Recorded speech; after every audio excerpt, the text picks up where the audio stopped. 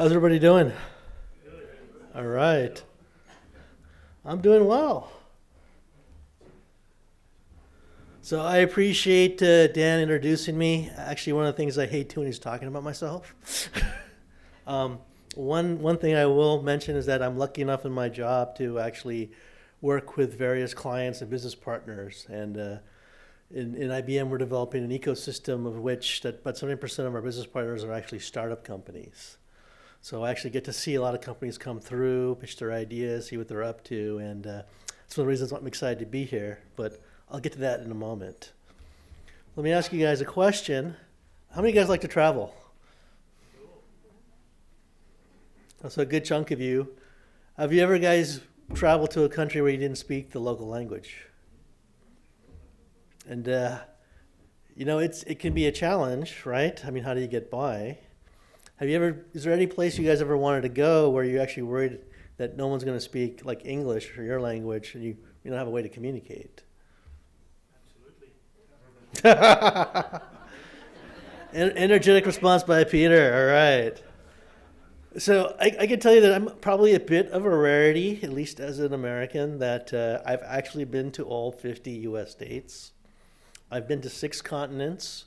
I came in within 2,500 kilometers of Antarctica, so I almost made it 7. And I've been to 57 countries. And, I know, my English is probably passable. That's the only language I really know. I know some Spanish. I know a little bit of Japanese. I know a few phrases in Mandarin since I used to live in China. But I can tell you that one of my challenges sometimes is that how do I communicate with people, right? Especially when I wind up going to areas where there aren't many foreigners and there aren't many people that speak English. So it's always kind of on my mind. And, I've been lucky enough to work with a lot of different groups, including the United Nations. And it's always kind of in the back of my head is, am I communicating in a way that people actually understand? Do I understand what they're trying to tell me? And I know that we have like translation services, or in the United Nations they call it interpretation. And I was lucky enough about a month and a half ago to speak in front of the United Nations conference in Tunisia. And they only provided interpretation services for 6 languages. So if you didn't know in those 6 languages, you had to basically bring your own interpreter. And I'm listening to the UN delegation in session. And when English speakers were actually talking, I would actually try and listen to it in Spanish to practice my Spanish. And so they would have English subtitles on the screen as the guy is talking, and all the subtitles were in English. But you can see me, if I look like I'm intensely staring or thinking here, it's because I am. Because I'm saying, okay, I understand what the person in Spanish is telling me, but it's not quite the same thing that the person's trying to convey in English. And that's one of the struggles that we always have, right? We kind of have this lost in translation. Right? There's certain words that don't really come across the same way when you translate them. There's certain concepts, context, behavior, customs, whatever you want to think. Right? I can't tell you how many times I've been somewhere and people are like, it's like, and they're like, I don't know the English word for it. Or I'm not sure there's an English word for it. And you kind of lose that. So I definitely think there's a gap here. And I think one of the clearest things is to understand that when we do try and leverage translation tools, they tend to be very literal, right? So if you look at my example over here where, I want to say that, hey, I'm 11 years old, the way you actually say it in Spanish doesn't translate directly to English, right? The tools actually take a little translation based on the actual words and the grammar rather than convey the context. A very simple example for those of you who know Spanish is the word or the phrase lo siento. Lo siento actually, when somebody says that, they mean I'm sorry, right? But the literal translation is I feel it. So can you imagine if you're feeling bad about something, you're trying to say I'm sorry, and the person doesn't know Spanish, and they're suddenly hearing like I feel it, and you're like, what? So what are we going to do about these things, right? And sometimes we try and find, okay, we know different languages. Maybe we'll try and find a common language to communicate through. Well, that can have challenges in itself sometimes. I was actually working in China. I had some colleagues out there that they were telling me that things were progressing slowly, and they know things were going well on something they were working on. Like, you used to live here, you get the Chinese name, can you come with us and maybe help us out? And so my colleagues, one is from Germany, one is from Italy, and one is from Venezuela. And for none of them is English their first language. And they're trying to talk to a Chinese client about cloud services, right? Very IT cloud services. And the Chinese client had an interpreter there for them. And Chinese client didn't speak English. And so they're trying to conduct business in English. And I'm sitting there for like half an hour, and I feel like something's not right, right? The body language isn't quite there. I feel like things are not getting across. So it dawns on me. So I asked the translator, when you hear the word cloud, what do you think that is? And she looks at me, and to paraphrase a bit here, she kind of is like, look, I'm not an idiot. I know a cloud are those things up in the sky. Well, that's the wrong cloud. So we got kind of that cleared up, and that kind of got things going again. But it shows you also that even when you try and use like an interpreter or translator, there's got to be some domain expertise there to again try and convey in the right meaning, the right context. So what can we do about these things, right? And I really think the solution is Lingmo. Right? I do work, like I said, with a lot of entrepreneurs, a lot of startups, and to be honest, I think everyone really does have a billion-dollar idea. But how many people actually go out and try and do it? And I think this is what actually the Lingmo team is doing. You heard Danny's story and how that inspired his idea. He actually went out and he actually tried to do it. When I first heard about the idea, I was really interested because, at least for me, it's a major pain point for me. And I know the limitations of tools, and I got to be cognizant of that. I was wondering, is there really something here? Is this really going to work? So I put it to the test. Right? I've recently started working with Cuba on some joint educational research opportunities. And as we're communicating, my Spanish is not the best. That, I would when we're communicating by email, half the time I would use Google Translate for my Spanish emails, and half the time I would use the Lingmo solution.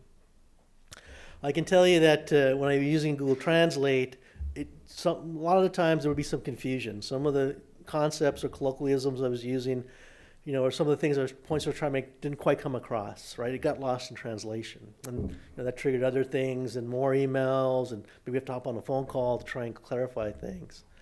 I didn't have that problem using the Lingmo app. And so I really give credence then to the Lingmo solution because of that. That was my test, that they do get the context. They are trying to convey the right meaning. And for me, that was a very powerful message. So with something like Lingmo, we don't need these kind of intermediate things anymore. We don't have to try and conduct all business in English because that happens to be a common language, right? If my colleagues, had, the German, the Italian, and Venezuelan had Lingmo, if the Chinese client had Lingmo, they probably could have spoken in their natural language and communicated with each other with a lot better understanding.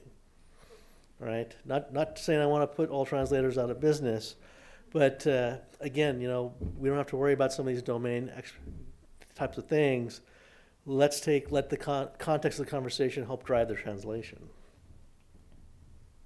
So, but I see Lingmo actually as more than just a language app or a translation app, or I can finally take that amazing vacation to, I don't know. Denmark and not have to worry about being able to speak Dutch or Danish, right? I actually think we're kind of on the cusp of something big here. If you think about like the iPhone, right? If you look, it's not even 10 years old. Do you guys realize that? It's not even 10 years old. Think about how much it's changed our lives. The way we interact with people, the way we do business, the way we buy products. It sparked this whole app economy. Things like Uber couldn't exist without something like an iPhone. I have the same kind of feeling when it comes to Lingmo and this whole language translation thing. I think we can actually do a lot of big things with it beyond some of the simple use cases we've been talking about. Communication is key. It's very important. We all know that. And let's be honest, as human beings, we're not necessarily the best communicators, right? Even when we're speaking the same language, we tend to have problems understanding each other. right? And that's why I think Lingmo can do a lot more. It can actually help bridge and help make communication better, or if at least at the very least more understandable, and help reduce some of the miscommunication out there. So if you think about it, the whole thing about language services translation is actually a fast growing segment.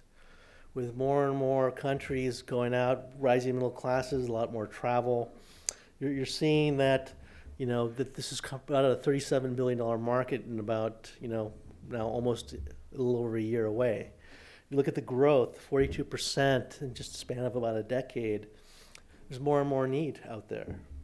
But more importantly, I think there's more things that can actually be done. Now, how many of you guys are willing to admit you're Star Trek fans?